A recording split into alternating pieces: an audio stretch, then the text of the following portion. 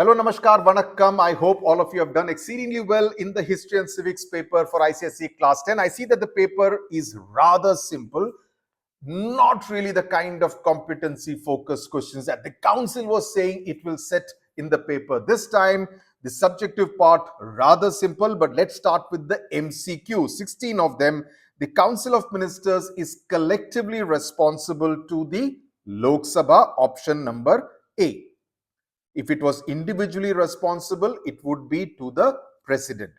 Given below are details of a few Indian citizens, W, X, Y, Z. The correct option is option number A, that is X. 45 is an industrialist because he is above the age limit for election to the Rajya Sabha. And the other three people, famous journalist, 25, below the age limit, declared insolvency, becomes ineligible, has taken citizenship of another country, becomes ineligible as well. With reference to the Supreme Court of India, complete the following. Advisory jurisdiction, advise the president. It should be SE, ADVISE. Anyway, judicial review, it will be option C, review the laws passed by parliament, both parliament as well as the legislative assemblies. The photograph is of an unruly situation inside the Lok Sabha. The question wants to know what action the speaker is likely to take. He would be exercising option number C, that is, he would adjourn the house for lack of discipline. That is fourth C. If an adjournment motion is passed in the Lok Sabha, what would happen? Option number B, the house will discuss a matter of urgent public importance. It could be anything. Okay. Railway accident, floods in some state, etc., etc. Which emergency will be declared by the president if the security of the nation is under threat? The president will declare general emergency or national emergency. There is nothing called constitutional emergency. This will be under Article 352. Read the statements given below and select the option that shows the correct relationship between A and R. Now, this was tricky because the correct option is D. That is, A is the reason. Normally, what happens is that R is the reason for A in generally what we have seen in different sample papers. But here it has been twisted, and I told my students always put the because in between in order to understand. So, option number D, A is the reason for R. Read the description and identify the person. Very simple. It is Lord Wellesley. That is option number C. Identify the odd one out of the following assertive nationalist leaders. The correct option is Dadabhai Naoroji. The other one are Balpal Lal. Bal Lal Pal. Balpal Lal. Who amongst the following is most associated with this picture? This is Jyotiba Phule, who worked for the education of women. So, Jyotiba Phule, that is option number A. Identify the contributions of Subhash Chandra Bose, that is P and S. So, option number C, 11th C. The 12th one, the market of a small industrial town has been dominated by many products of foreign companies. The local residents decide to save the Indian industries by helping them increase their sales. Which method? Now you see, all the methods are the ones which are adopted by assertive nationalists. So, some of you may have got confused between Swadeshi and passive resistance, but we are here talking about self-reliant, yani ki Atmanirbhar. So here we are going to be talking about option number C, that is Swadeshi. Which of the following is not an objective of the United Nations organization?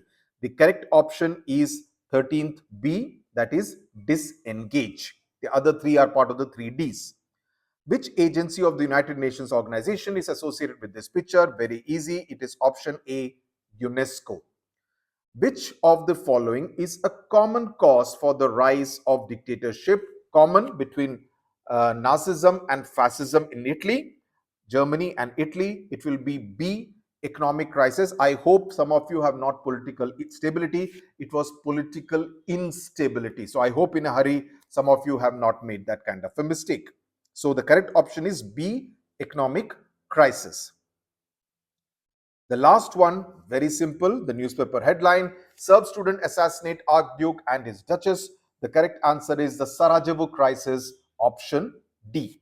Now, As far as the subjective questions, nothing, absolutely nothing which is a googly. It's all very, very, very much on predictable lines.